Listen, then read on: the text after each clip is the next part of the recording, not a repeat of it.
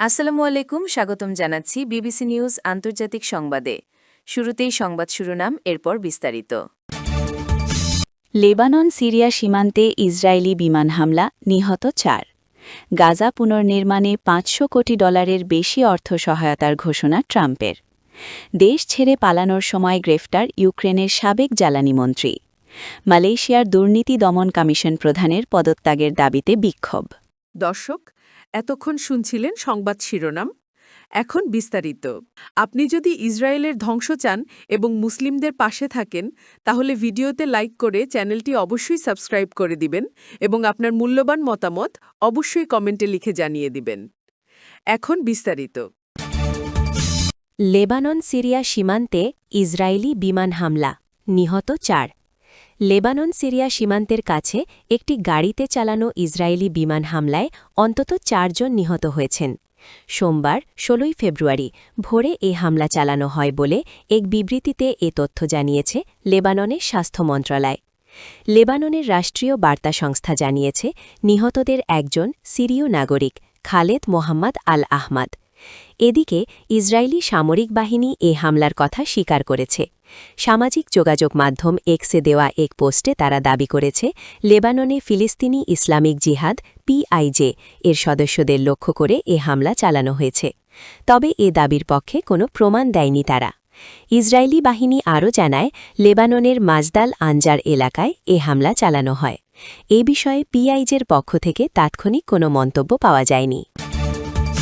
গাজা পুনর্নির্মাণে $5,000 কোটি বেশি অর্থ সহায়তার ঘোষণা ট্রাম্পের। ফিলিস্তিনের যুদ্ধবিধ্বস্ত গাজা পুনর্নির্মাণ ও মানবিক সহায়তার জন্য বোর্ড অব পিসের সদস্য রাষ্ট্রগুলো $5,000 কোটি বেশি অর্থ প্রদানের অঙ্গীকার করেছে। আগামী বৃহস্পতিবার মার্কিন president Donald Trump board of পিসের ট্রাস্টের সদস্যদের আনুষ্ঠানিকভাবে অর্থ সহায়তার এই ঘোষণা দেওয়ার কথা রয়েছে। রয়টার্সের এক প্রতিবেদনে রোববার ওই তথ্য জানানো হয়েছে। এতে বলা হয়েছে, ডোনাল্ড ট্রাম্প বলেছেন, গাজা পুনর্নির্মাণে তিনি বোর্ড অব পিসের সদস্যদের $5,000 কোটি বেশি অর্থ দানের ঘোষণা দেবেন। গাজা পুনর্গঠন ও সেখানকার বাসিন্দাদের মানবিক সহায়তার অংশ হিসেবে ওই অর্থ সহায়তা দেয়া হবে বলে জানিয়েছেন তিনি। রোববার নিজের সামাজিক যোগাযোগ মাধ্যম ট্রুথ সোশ্যালে দেওয়া এক পোস্টে ট্রাম্প বলেছেন, সদস্য রাষ্ট্রগুলো ফিলিস্তিনি ওই ভূখণ্ডে জাতিসংঘ অনুমোদিত স্থিতিশীলতা রক্ষাকারী বাহিনী ও স্থানীয় পুলিশে হাজার হাজার কর্মী নিয়োগের প্রতিশ্রুতি দিয়েছে।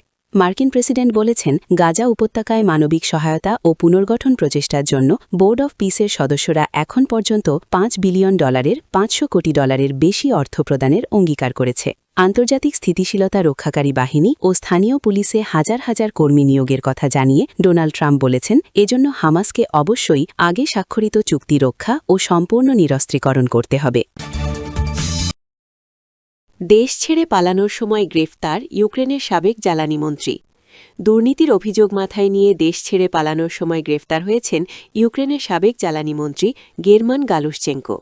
দেশটির জাতীয় দুর্নীতি দমন ব্যুরো নাবু এক বিবৃতিতে নিশ্চিত করেছে এ তথ্য।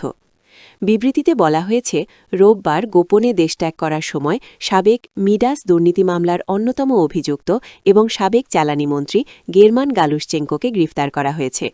বর্তমানে তিনি কারা হেফাজতে আছেন।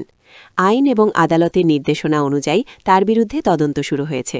পরবর্তীতে এ ব্যাপারে আরও বিস্তারিত জানানো হবে। ইউক্রেনের প্রেসিডেন্ট ভলোদিমির জেলেন্সকির একজন ঘনিষ্ঠ মন্ত্রী ছিলেন গালুশচেঙ্কো। ২০২৫ সালের সেপ্টেম্বরে তার বিরুদ্ধে $100 কোটি অবৈধভাবে উপার্জন ও সেই অর্থ বিদেশে পাচার করার অভিযোগ আছে। মালয়েশিয়ার দুর্নীতি দমন কমিশন প্রধানের পদত্যাগের দাবিতে বিক্ষোভ। রাজধানী কুয়ালালামপুর শহরের কেন্দ্রস্থলে কালো পোশাক পরিহিত একদল বিক্ষোভকারী সমবেত হয়ে দুর্নীতি দমন কমিশন এমএসসিসি-এর প্রধান কমিশনার আজম বাকিয়ের পদত্যাগ দাবি করেছেন। তিনি বর্তমানে শেয়ার মালিকানা সংক্রান্ত একটি বিতর্কে জড়িয়ে রয়েছেন। প্রাতিষ্ঠানিক সংস্কারপন্থী সংগঠন বার্সিয়ের নেতৃত্বে অনুষ্ঠিত এই সমাবেশে অংশগ্রহণকারীরা অভিযোগ করেন, বিতর্কের বিষয়ে সরকারের প্রতিক্রিয়া অত্যন্ত নরম এবং আজম বাকিয়ের বিরুদ্ধে কঠোর ব্যবস্থা নেওয়া উচিত।